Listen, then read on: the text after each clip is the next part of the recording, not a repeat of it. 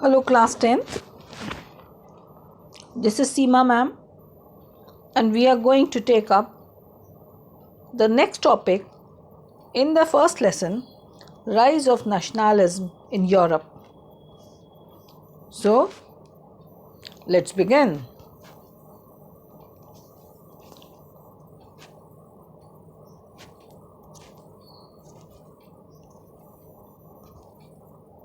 The revolutionaries. The topic is the revolutionaries during the following years following 1815, मतलब 1815 के बाद क्या हुआ? रिप्रेशन, फियर ऑफ रिप्रेशन, मतलब कि कहीं उनको दबा के ख़त्म ना कर दिया जाए। लिबरल नेशनलिस्ट अंडरग्राउंड चले गए मतलब कि उन्होंने वो छुप गए और बहुत सी सीक्रेट सोसाइटीज़ जगह जगह लोगों ने बना ली, है ना। इनमें से एक ऐसा था गुसेसिपी मेज़ीनी, जिसने दो सीक्रेट सोसाइटीज़ बनाई थी। He subsequently founded two more underground societies. First, Young Italy बनाई थी एक, and Young Europe. Young Italy मार्सेल्स में बनाई थी और Young Europe बर्न में बनाई थी। ठीक है, तो इसमें मेज़ीनी के बारे में इस पैराग्राफ में थोड़ा सा लिखा है and you have to study it yourself. ठीक है, अब नेक्स्ट टॉपिक पे आओ। एज ऑफ रेवोल्यूशंस, मतलब क्रांतियों का दौर था ये 1830 से 1848। ठीक है, सबसे पहले कहाँ हुई? First upheaval took place in France.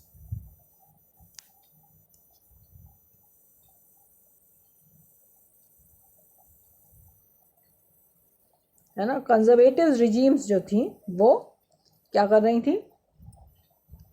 Conservative regimes नहीं चाहती थी कि रिवोल्यूशन होए, वो अपना पावर जो है कंसोलिडेट करने की कोशिश कर रही थी। और जो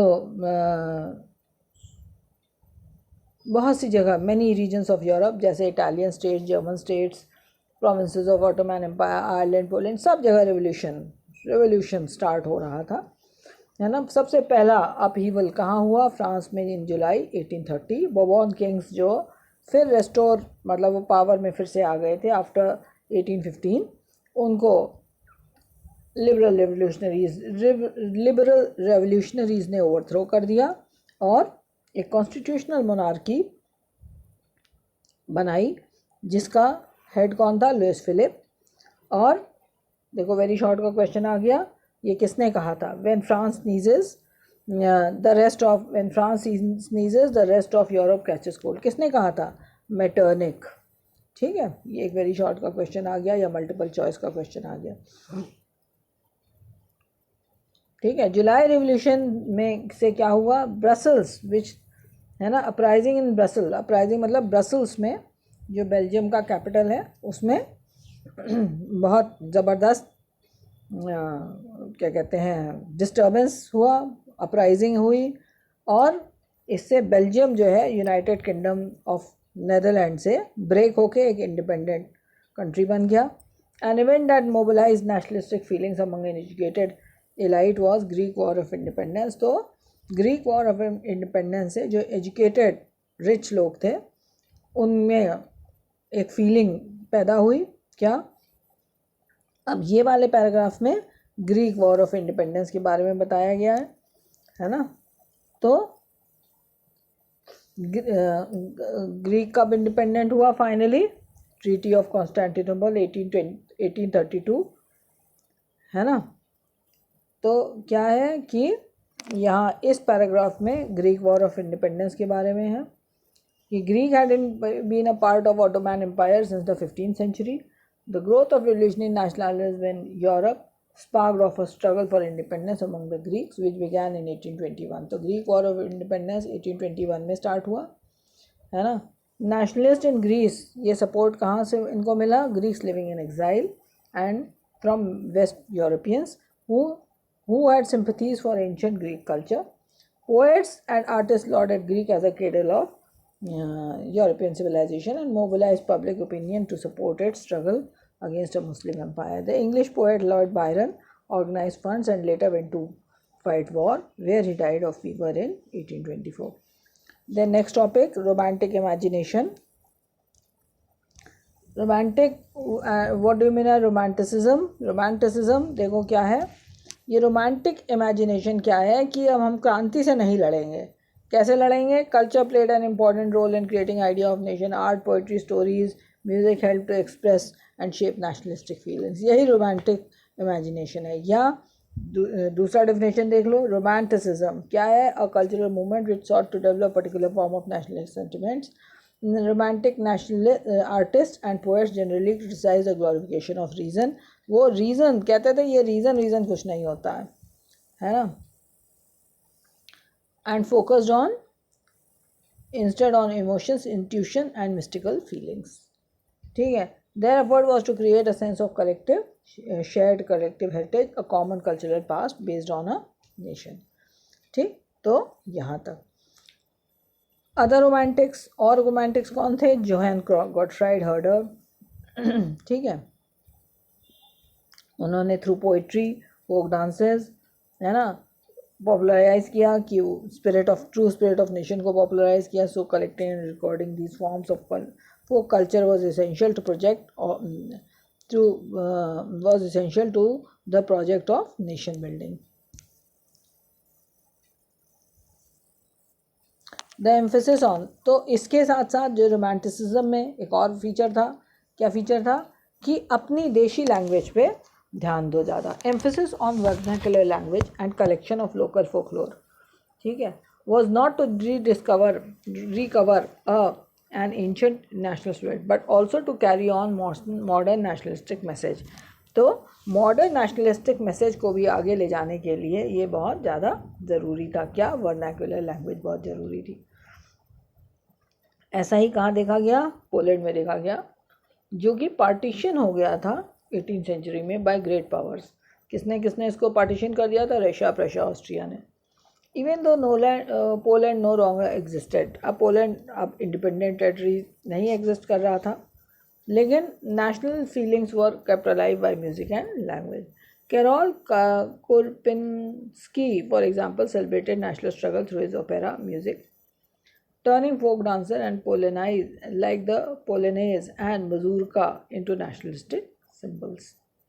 ठीक है. तो ये कैरोल कुरपिंस्की ने क्या किया था?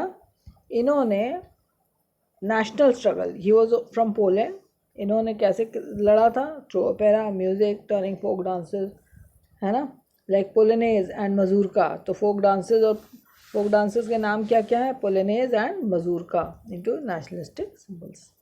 Language too play. Next paragraph देखो. Next, language too played an important role in developing nationalistic sentiments. After Russian occupation Polish language was forced out of schools. तो जब रशिया ने वहाँ ऑक्यूपाई कर लिया पोलैंड को, तो वहाँ पे पोलिश लैंग्वेज बैन कर दी गई और Russian language was imposed everywhere. ठीक है. In 1831, an armed rebellion against Russian rule took place, which was ultimately crushed. Following this, many members of clergy in Poland began. तो इसके बाद बहुत से जो चर्च में काम करते थे, क्लर्जीज जो थे, उन्होंने लैंग्वेज को क्या किया? Use as a national weapon, है ना, as a weapon for national resistance. Polish was used in church gatherings. तो जब लोग गैदर करते थे चर्च में, तो वहाँ पोलिश में ही बात होती थी, पोलिश में ही हर चीज़ रिलीजियस इंस्ट्रक्शन होता था. रिजल्ट क्या हुआ? Large number of priest and bishops put into jail, sent to Serbia by the Russian authorities as punishment for the refusal to preach in Russian. Use of Polish came to be seen as a symbol of struggle against the Russian dominance. Next topic, hunger, hardship, popular revolt. तो देखो ये 1830 से 1848 की बात है. अब बहुत great economic hardship आ गई यूरोप में. ठीक है. इकोनॉमिक हार्डशिप मतलब पैसों से. 1830s were the years of economic hardship. First half of the 19th century saw enormous increase in population. सबसे पहली बात क्या हुई? बहुत ज़्यादा पॉपुलेशन बढ़ने लगी यूरोप की, है ना. In most countries there were more seekers ज़्यादा करके कंट्रीज़ में क्या था, इकोनॉमिक हार्डशिप में क्या हुआ कि हाँ, what do you know about the great economic hardship in Europe, ऐसे पूछ सकते हैं क्वेश्चन। तो क्या हुआ, सबसे पहली बात क्या हुई कि पॉपुलेशन बढ़ गई। दूसरी बात क्या हुई कि मोर जॉब सीकर्स हो गए दैन एम्प्लॉयमेंट, है ना। नंबर 3 क्या हुआ, population from rural areas migrated to cities to live in overcrowded slums, ठीक है। नंबर 4 क्या है, small producers in towns were often faced with stiff competition from imports, है ना। मतलब इम्पोर्ट्स जो हो रहे थे चीप मशीन गुड्स के, उससे बहुत कंपटीशन होने लगा। वेयर इंडस्ट्रियलाइजेशन वाज, जहाँ इंडस्ट्रियलाइजेशन ज़्यादा एडवांस था, ठीक है। स्पेशली किस चीज़ में ये ज़्यादा कंपटीशन था, टेक्सटाइल प्रोडक्शन में ज़्यादा कंपटीशन था, ठीक है। फिर उसके बाद क्या हुआ, number 5, rise of food prices, पैसों के फूड के दाम बढ़ गए, है ना। क्यों, क्योंकि ईयर ऑफ बैड हार्वेस्ट, उससे क्या हुआ, वाइड स्प्रेड पॉपुलिज्म, पॉपुलिज्म मतलब भिखारी लोग बन गए इन टाउन एंड कंट्री, ठीक है। तो ये एक ऐसा ही साल कौन सा था, 1848, मतलब जिसमें इकोनॉमिक हार्डशिप थी। क्या क्या था तब हुआ, food shortage, wide spread unemployment, brought the population of Paris, तो पेरिस की सड़कों पर लोग उतर आए, barricades were erected and Louis Philippe was forced to flee, तो जगह जगह बैरिकेड्स लगाए गए, लुइस फिलिप को वहाँ से भगाया गया, है ना। अ नेशनल असेंबली, फिर तो 1848 की इकोनॉमिक हार्डशिप के ये पॉइंट्स हैं, है ना। नेशनल असेंबली ने क्या प्रोक्लेम किया कि फ्रांस को रिपब्लिक बना दिया। फिर क्या, next point, granted suffrage to all adult males above 21, फिर and guaranteed right to work, ये नेक्स्ट पॉइंट हुआ। National workshops provide employment was set up, ठीक है। तो इकोनॉमिक हार्डशिप में ये 5 पॉइंट्स आए। अर्लियर ने 1845, उसके पहले 1845 में वीवर्स इन सिलेसिया, उन्होंने रिवोल्ट कर दिया। क्यों रिवोल्ट कर दिया, क्योंकि कॉन्ट्रैक्टर्स के against who supplied raw material to and gave them orders for finish textiles but drastically reduce their payments, मतलब ऑर्डर तो दिया कि हमारी टेक्सटाइल्स बनाओ, लेकिन उनको पेमेंट बहुत कम दिया, ठीक है। तो वहाँ विरोध हुआ सिलेसिया में। Then 1848, the revolution of liberals, parallel to the revolts of the poor, unemployed and starving peasants, मतलब poor तो revolt कर ही रहे थे, unemployed और starving peasants और workers in many parts of European countries। इसके साथ साथ, है ना, कौन रिवोल्ट कर रहा था in the year 1840, a revolution led by educated middle class was under, ये एजुकेटेड मिडिल क्लास भी रिवोल्यूशन कर रहा था। Events of February 1848 in France had brought about abdication of monarch, मतलब monarch जो है वो उनको गद्दी से उतार दिया गया था, and a republic based on universal male suffrage had been proclaimed. In other parts of Europe, और parts of Europe में क्या देखा गया कि नेशन स्टेट्स अभी भी नहीं बने थे, जैसे जर्मनी में, इटली में, पोलैंड, ऑस्ट्रो हंगेरियन एम्पायर में, है ना। इसलिए अब नेशनल यूनिफिकेशन की तैयारी हो रही थी सभी जगह यूरोप में, ठीक है। सभी लोग क्या चाहते थे, creation of nation state on parliamentary principle, a constitution, freedom of press, freedom of association, ठीक है। अब देखो यहाँ पे नेक्स्ट देखो,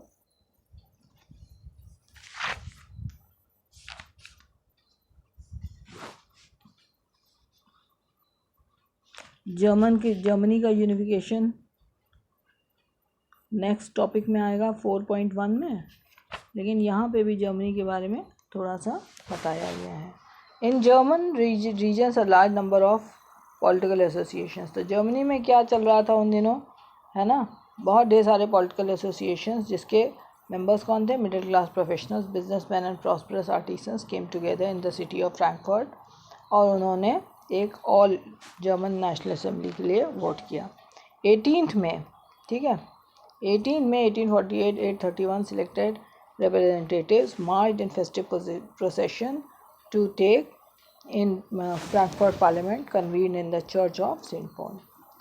वहाँ पे उन्होंने एक कॉन्स्टिट्यूशन ड्राफ्ट किया headed by a monarchy subject to the parliament. When the deputies offered crown on the terms on these terms, देखो क्या लिखा है कि when deputies offered crown on these terms, है ना, मतलब किन टर्म्स पे, कि मोनार्की सब्जेक्ट टू पार्लियामेंट, मतलब राजा तो होगा लेकिन पार्लियामेंट भी होगी, पार्लियामेंट की अकॉर्डिंगली मोनार्क को काम करना होगा, है ना. तो Frederick William Wilhelm fourth king of Prussia, उन्होंने इसको रिजेक्ट कर दिया और मोनार्क्स के साथ उन्होंने हाथ से हाथ मिलाया और अपोज किया इलेक्टेड असेंबली को.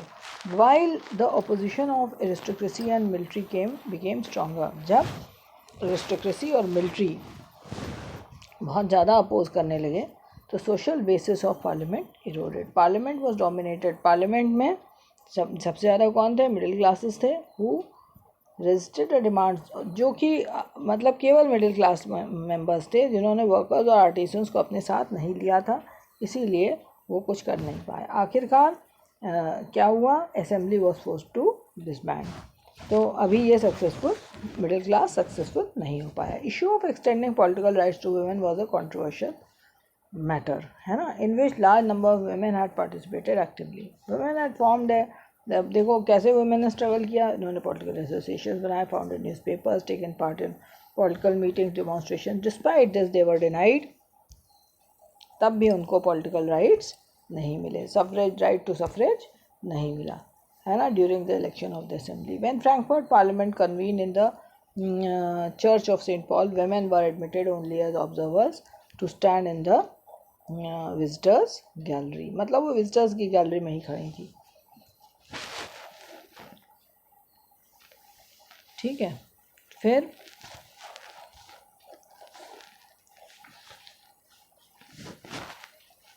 though the conservative forces were able to suppress liberal movements in 1848, they could not restore old order. लेकिन वो old order को नहीं ला पाए. Monarchs were beginning to realize, अब जो राजा लोग थे वो समझ गए थे कि अब ये रेवोल्यूशन की साइकिल चल पड़ी है ना, मतलब लोगों में क्रांति वो महसूस करने लगे थे लोग, और वो सोच समझ रहे थे कि बदलाव लाना ज़रूरी है. एंड वो समझ गए कि they could only be ended by granting concessions to liberal nationalist revolutionaries. Hence, in the years after 1848, इसलिए 1848 के बाद क्या हुआ, autocratic monarchies of Central and Eastern Europe began to introduce changes that had taken place in Western Europe before 1815. Thus, serfdom and bonded labor were abolished in both in Habsburg dominions and in Russia. ठीक है, in Habsburg rulers, more autonomy was granted to Hungarians in 1867. So children, we have finished this topic, and we will start the next topic, the making of Germany and Italy, in the next video.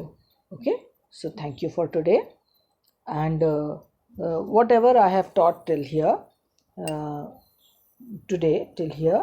you should read each and every line very nicely and carefully.